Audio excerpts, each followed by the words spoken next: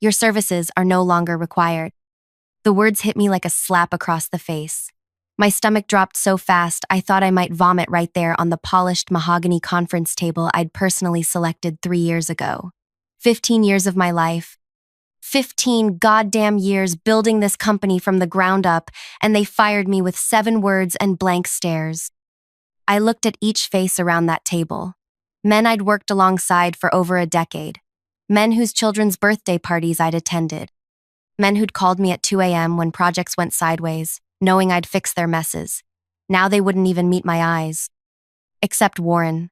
CEO Warren Blackwood stared directly at me, his face a mask of corporate indifference that didn't quite hide the slight twitch at the corner of his mouth. Satisfaction. The bastard was satisfied. My name is Maggie Lanier. I'm 43 years old, and until 9:17 a.m. that Tuesday morning, I was the Chief Operating Officer of Meridian Healthcare Solutions. Before I continue, if you're watching this, drop a comment letting me know where you're from and subscribe to hear stories that'll make your blood boil and your heart race. We've decided to take the company in a different direction. Warren continued, his voice carrying that practiced CEO gravitas that once impressed me. Ethan will be stepping into your role, effective immediately. Ethan fucking Donovan. Warren's son-in-law who'd been with the company all of 7 months. The same Ethan who'd asked me last week what HIPAA stood for. The same Ethan who'd been handed a VP title the day after he married Warren's daughter Kira. I see, was all I could manage, my voice sounding distant even to my own ears. And when exactly did the board vote on this? I looked pointedly at Thomas, our CFO, who had texted me just yesterday about our afternoon coffee ritual. Thomas suddenly found his notepad fascinating. It was decided last night. Emergency session. An emergency session I wasn't informed about. A session where they voted to replace me with a 32-year-old former hedge fund brat whose greatest achievement was being born with the right connections and marrying the right woman. HR has prepared your separation package. Warren slid a thick manila envelope across the table. Generous, I think you'll find. We're not monsters, Maggie. No. Monsters would be more honest about their intentions. I didn't touch the envelope. 15 years, I said quietly. I was here when we had 17 employees working out of that converted warehouse in Somerville. I personally signed our first hospital contract. I flew to Singapore with food poisoning to save the Eastwood deal when nobody else could. The room grew uncomfortably silent. I could almost taste their collective guilt, bitter and metallic. We appreciate your contributions, Warren said mechanically. But Meridian needs fresh perspectives now. The healthcare landscape is changing. Fresh perspectives, I repeated. What he meant was his daughter wanted her husband in a corner office. What he meant was I'd grown too powerful, too essential. What he meant was I threatened him. I stood up, my legs surprisingly steady despite the earthquake happening inside me. I'll clear out my office. No need to rush, Warren said with artificial kindness. Take the day. Security will assist you. Security. As if I might steal something. As if I hadn't given this company everything I had. Weekends, holidays, relationships that withered because I was always working. I'd missed my father's final birthday to close our Series B funding. I'd postponed freezing my eggs until it was too late because next year will be calmer. My life had become Meridian, and now they were escorting me out like a criminal. I walked back to my office, past the curious stares of my team. My team. Not anymore. News travels fast in corporate corridors, a digital telegraph of whispers and Slack messages. Already I could feel people pulling away, recalculating their allegiances. By noon, my closest allies would be sending congratulatory emails to Ethan. My office, with its view of the Charles River I rarely had time to admire, looked suddenly foreign. The awards on the wall, the family photos, mostly nieces and nephews, no children of my own, the emergency heels under the desk, artifacts from a life I'd been exiled from. I grabbed a cardboard box from the supply closet and began the humiliating process of packing up. 15 years reduced to a single container. The nameplate from my door. The lucky pen I'd used to sign our first $1 million contract. A framed photo of our original team, most long gone to other ventures. Most, except me, loyal, dedicated Maggie. My throat tightened as I reached for the small jade plant on my windowsill, a gift from my mother when I made COO. Growing steadily, she'd said, just like you. It had survived my neglect, somehow thriving despite minimal attention. Unlike my relationships, unlike my fertility, unlike apparently my career. A soft knock interrupted my thoughts. Natalie, my executive assistant for the past 6 years, stood awkwardly in the doorway. Her eyes were red-rimmed. "They've already asked me to work for him," she said, her voice breaking. I told them I needed to think about it. "Take the job, Nat," I said, surprising myself with my steadiness. "You've got your mom's medical bills, I understand." She nodded, tears spilling. "They're saying you mishandled the Westlake acquisition. That costs are out of control. That's why." She couldn't finish. The lies were starting already, rewriting history to justify their betrayal. "We both know that's bullshit," I said quietly. "Westlake is the most successful acquisition in company history." "I know. Everyone knows." She hesitated. "He wants your files, your contacts, everything." "Of course he did. Ethan couldn't do my job without my roadmap." "Tell him company policy requires a formal request through IT," I replied. Two could play the corporate procedure game. As Natalie left, my phone rang. Unknown number. I almost didn't answer, not wanting to hear fake condolences from colleagues too cowardly to visit in person. But something made me pick up. "Maggie Lanier," I answered, my professional mask still instinctively in place. "Maggie, it's Josephine Vega." My breath caught. Josephine Vega, CEO of Helios Medical Networks, Meridian's fiercest competitor. The woman Warren Blackwood referred to as that barracuda in a pantsuit. The woman whose innovation had been eating into Meridian's market share for the past 2 years. "Josephine," I said carefully, "this is unexpected." "I'll be direct," she said, her voice crisp yet somehow warm. "I heard what happened. News travels fast. I want to meet with you. Today." My mind raced. Accepting a meeting with Meridian's biggest competitor on the day of my firing would violate at least 3 clauses in my employment contract. But then again, I was no longer employed. "Why?" I asked simply. "Because Meridian just made the stupidest decision in their corporate history, and I'd like to be the one who benefits from it." She paused. "The Langham, 4 o'clock. The tea lounge. Come alone, and we'll discuss how to turn this setback into the best thing that ever happened to you." The line went dead before I could respond. I sat down heavily in my chair, still my chair for the next hour or so, clutching my phone. Meridian had thrown me away after 15 years of sacrifice and dedication. 15 years of missed family events, failed relationships, postponed dreams, all for a company that discarded me for a man whose greatest qualification was marrying the boss's daughter. I looked at the box of my belongings, pathetically small for a life's work, then at the jade plant, still thriving despite everything. My phone buzzed with a text from security. "Ida 20 minutes for escort." They couldn't even give me the dignity of walking out on my own.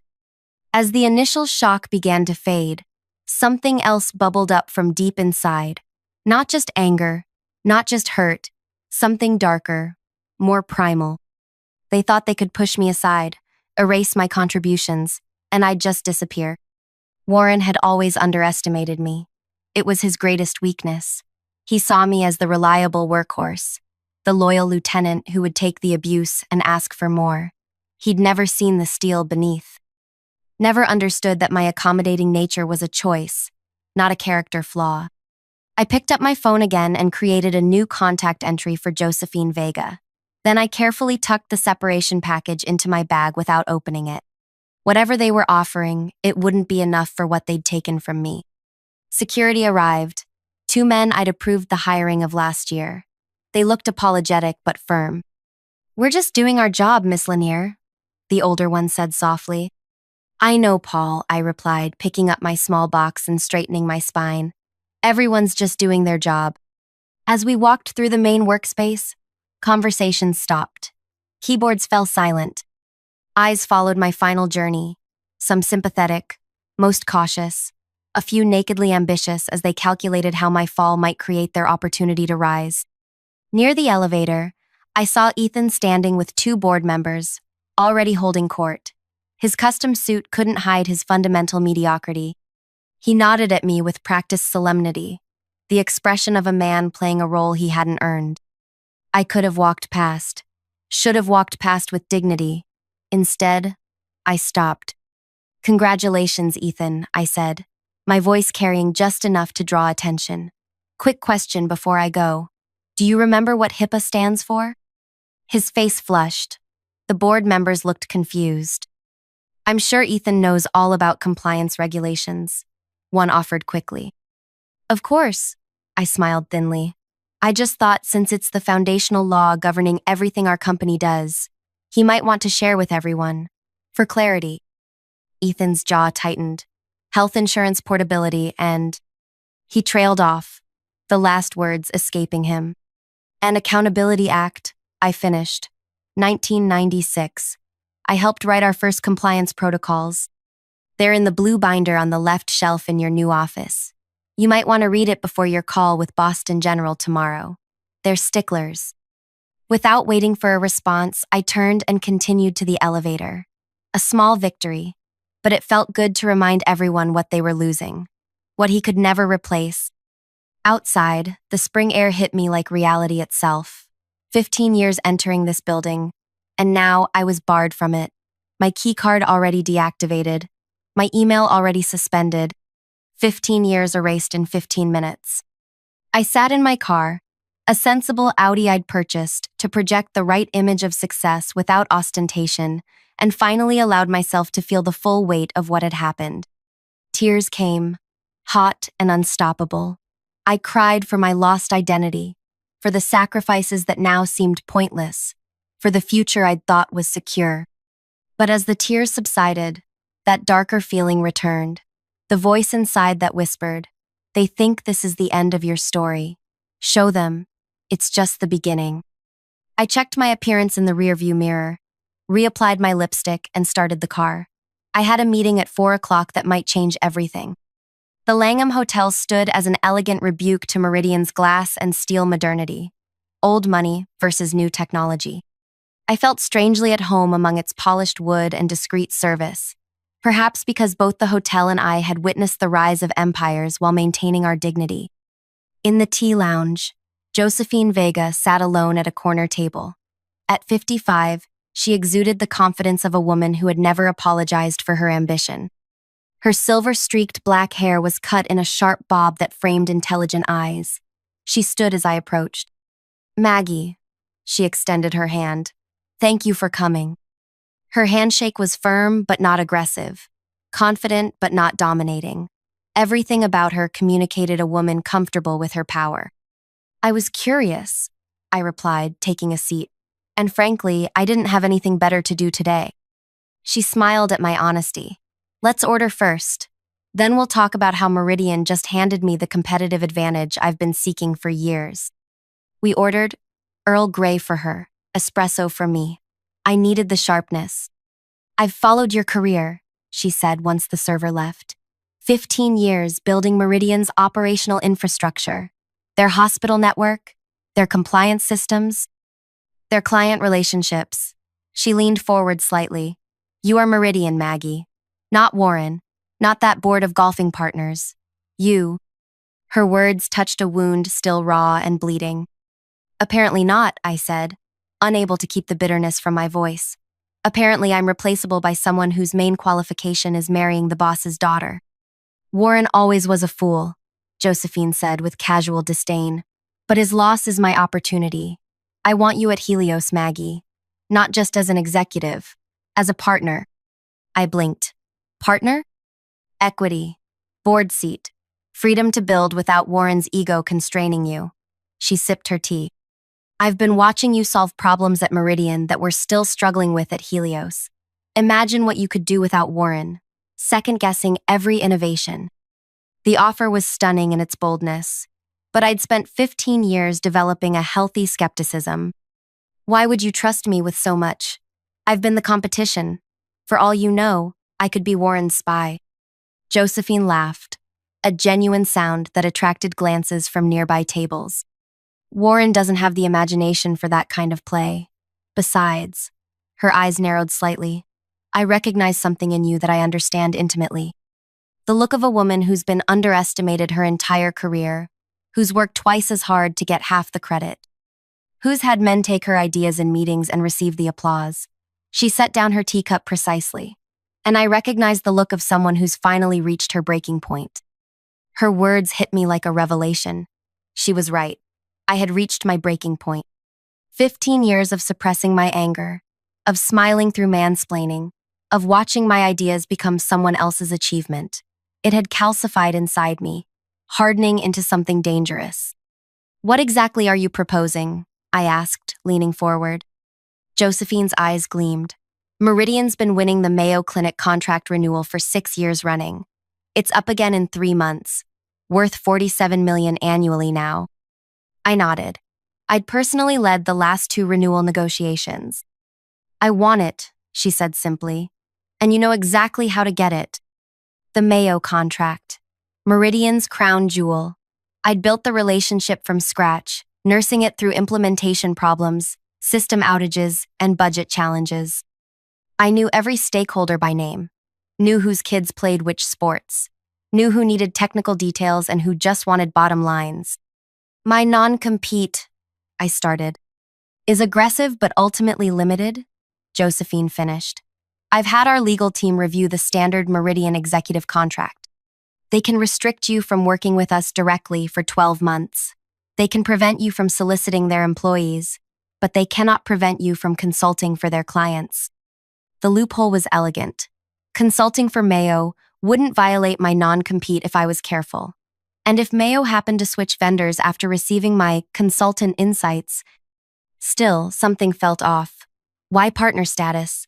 That's a big offer for someone you barely know. Josephine set down her teacup. "Because half of something extraordinary is better than all of something mediocre. Because I've built Helios by recognizing talent others have discarded. And because," her voice hardened, "I've waited 5 years to see Warren Blackwood's face when he loses Mayo. When he realizes his mistake wasn't just losing you, it was creating an enemy who knows all his weaknesses." Her vendetta against Warren clearly ran deep. I made a mental note to uncover that history later. For now, revenge aligned our interests perfectly. "I'd need guaranteed autonomy," I said, already mentally drafting requirements. "My own team. No interference in how I build relationships." "Done. And a 2-year protection clause if the partnership doesn't work out." "Reasonable." I took a deep breath. "Why did they really fire me, Josephine? You have ears everywhere. What's the real story?" She considered me for a moment, weighing how much to reveal. "The Lindale acquisition," she said finally. "Warren's planning to announce it next month. $2.7 billion deal, largest in company history. But their security protocols are a disaster. Potential HIPAA violations everywhere. You would have spotted it instantly, demanded they fix it before closing." The Lindale Group. Of course. The rising star in prescription management systems. Flashy user interface masking fundamental security flaws. I'd warned Warren against pursuing them 6 months ago. "Ethan won't see the compliance issues," I realized aloud. "He'll focus on the surface numbers." Josephine nodded. "Warren needed you gone before due diligence. You were the only executive who couldn't be bullied or charmed into overlooking the problems." The betrayal cut deeper, knowing they'd removed me not despite my competence, but because of it. I wasn't just inconvenient for a nepotistic appointment. I was dangerous to their reckless ambitions. "I need to think," I said finally. "This isn't just a job decision, it's a complete reinvention," she finished. "I understand. Take 48 hours. Then call me." She slid a business card across the table. "But remember, your market value is highest right now, while your knowledge is fresh.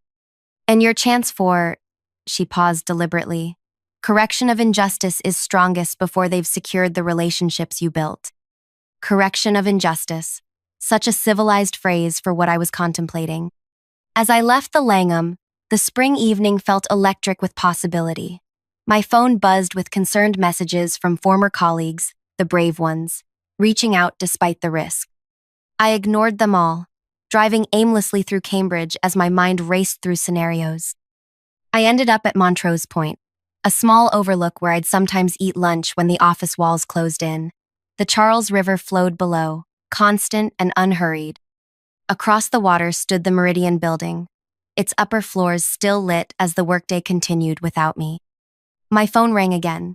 This time, a name I hadn't expected. Dr. Eileen Sawyer, Chief Medical Officer at Mayo Clinic. Maggie, her familiar voice sounded concerned. I just heard. Are you okay? Eileen and I had developed more than a client relationship over years of collaboration. We'd shared late nights troubleshooting system integrations, traded book recommendations, celebrated when her daughter got into medical school.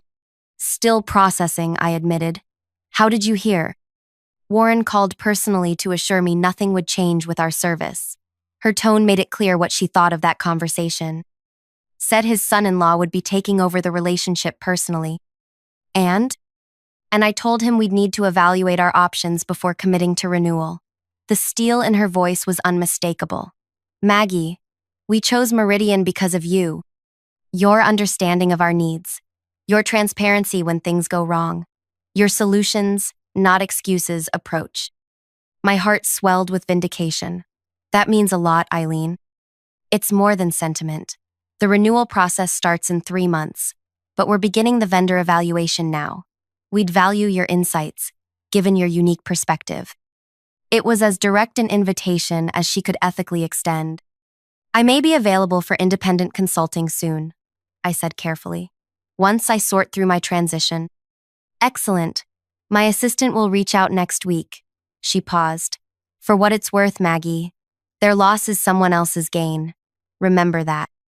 After we hung up, I sat watching the Meridian Building as darkness fell and office lights winked out one by one. 15 years of my life in that glass tower. 15 years of achievement they thought they could erase. I thought of Warren's smug expression, of Ethan's unearned confidence, of the board members who couldn't meet my eyes, of everything I'd sacrificed for a company that discarded me like yesterday's coffee grounds. I made my decision. The next morning, I signed Josephine's partnership agreement. By afternoon, I had office space in Helios's Cambridge location, deliberately chosen to be visible from Warren's corner office across the river. By evening, I drafted a consultant proposal for Mayo Clinic that carefully navigated the boundaries of my non-compete. 3 days after being fired, I received a text from Natalie, my former assistant. Ethan, can't find the Westlake integration documentation. Board meeting disaster. Warren furious.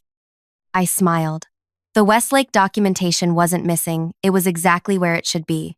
Filed under acquisition notes /Westlake/final on the shared drive. But without my institutional knowledge, without my mental map of 15 years of systems and processes, finding anything at Meridian would be like navigating a labyrinth blindfolded. I hadn't sabotaged anything. I'd simply, Atlas stopped being their Atlas. 1 week later, I launched my consulting practice, carefully structured with help from Josephine's legal team. My first client, Mayo Clinic. My specific project, evaluating healthcare management systems for their upcoming contract renewal. 2 weeks in, I received another text from Natalie. They lost the Harborview Hospital account today. CFO is panicking. Harborview had been wavering for months.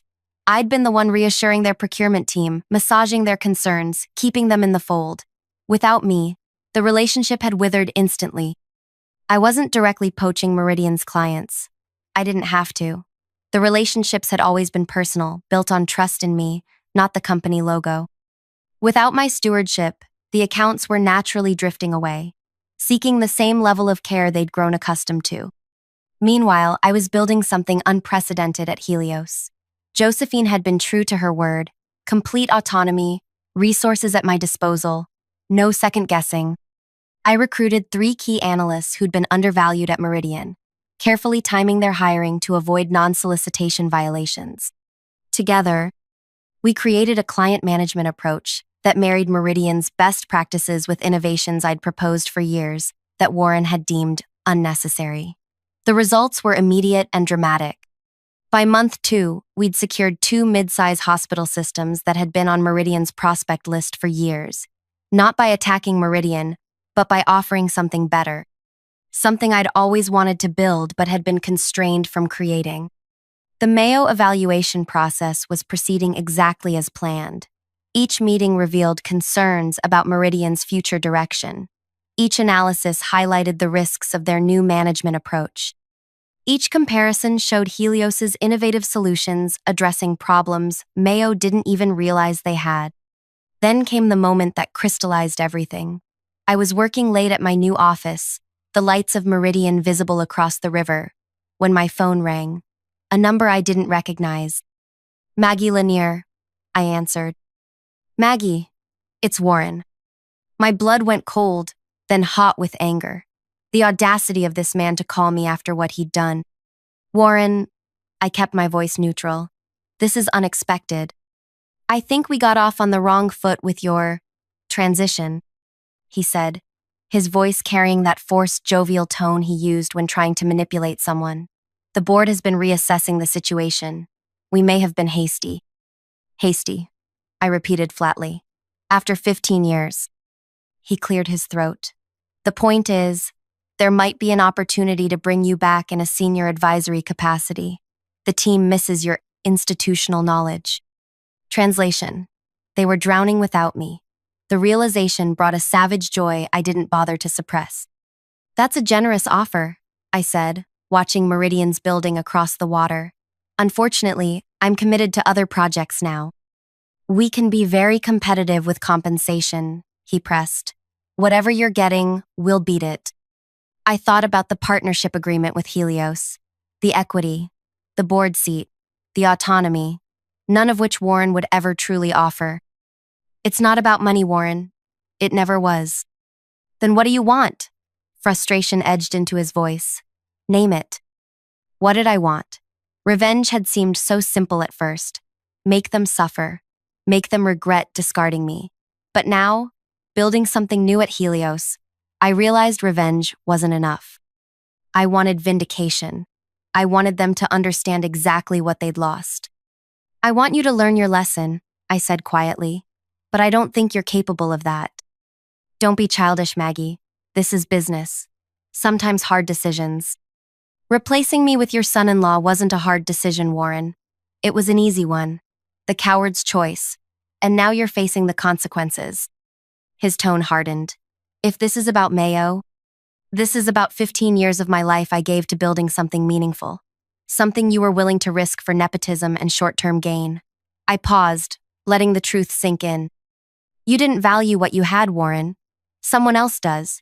That's not vindictiveness. That's capitalism. Isn't that what you always preached? After a long silence, he spoke with cold fury.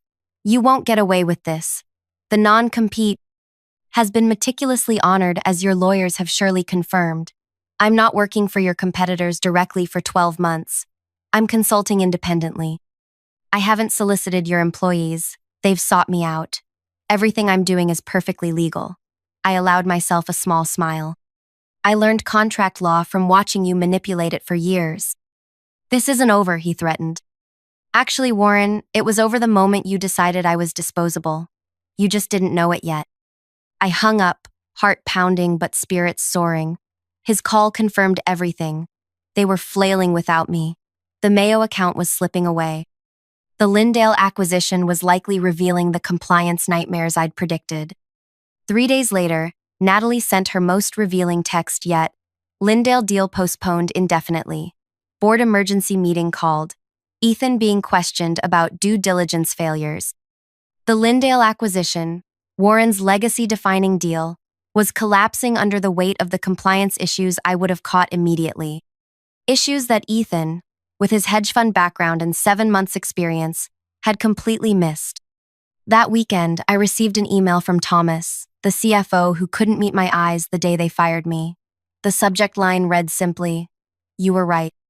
The message contained a single attachment, board minutes showing that the emergency session, where they'd voted to replace me, had actually been planned 3 weeks in advance. Warren had lied about the timeline, about the reasons, about everything. Thomas had finally found his conscience, too late to help me, but just in time to witness the implosion. The Mayo Clinic decision came down exactly as I'd orchestrated. Their evaluation committee recommended switching to Helios's platform, citing innovation, security, and relationship management as key factors. The contract, now worth $52 million annually with the expanded services I'd suggested, would transfer when the current agreement expired in 3 weeks. Josephine was ecstatic.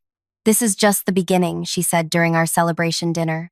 "With you leading client relationships, we'll take every major account within 2 years." I smiled, raising my glass. "To corrections of injustice." She clinked her glass against mine. "And to women who refuse to disappear when discarded." The next morning brought news I hadn't anticipated. Meridian's stock had plunged 22% on the announcement of the Mayo loss. Analysts were questioning the company's stability. And an anonymous source had leaked to TechCrunch that the Lindale acquisition had failed due to catastrophic compliance oversights that senior management ignored. I hadn't leaked it. Didn't need to. The truth has a way of surfacing when systems start to crack. By that afternoon, 3 more hospital networks had contacted me about evaluation consulting for their Meridian contracts. The avalanche had begun.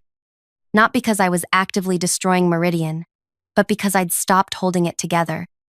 That evening, as I worked late again in my Helios office, I received a final text from Natalie. Warren asked for resignation. Board unanimous. Ethan also out. They're talking about bringing in crisis management team. I walked to the window and looked across the river at the Meridian building. 15 years of my life in that tower. 15 years they thought could be erased with 7 cold words. Your services are no longer required. I hadn't set out to destroy Warren or Meridian. I'd simply taken my value elsewhere. Built something better. Let natural consequences unfold. The truly devastating revenge wasn't stealing their clients or exposing their mistakes. It was showing them, and myself, that I had always been the true source of their success. That without me, the weaknesses I'd been covering for years were finally exposed to daylight. Warren had believed Meridian was his creation, his legacy. Now he understood the truth. I hadn't worked for Meridian all those years. Meridian had worked because of me. My phone buzzed with an incoming email. The Mayo Clinic contract, finalized and ready for signatures. The first major victory of many to come. Not a victory built on destruction, but on creation. On finally being recognized for my true value. I signed the document, then glanced once more at the Meridian building across the river. Its lights seemed dimmer somehow, its presence less imposing. "Goodbye, Warren," I whispered to the window. "Your services are no longer required." Have you ever been underestimated? Overlooked despite your contributions? Replaced by someone less qualified but better connected? I'd love to hear your stories in the comments below. What would you have done in my position? Would you have taken Josephine's offer or tried something else entirely? And how do you recover when a company you helped build suddenly decides you're dispensable?